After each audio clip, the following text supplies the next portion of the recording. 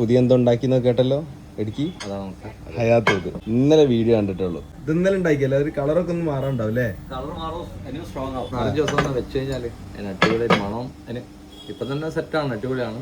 പക്ഷെ അതിന് ഒരു 1 വീക്ക് കഴിഞ്ഞാൽ മാറോ?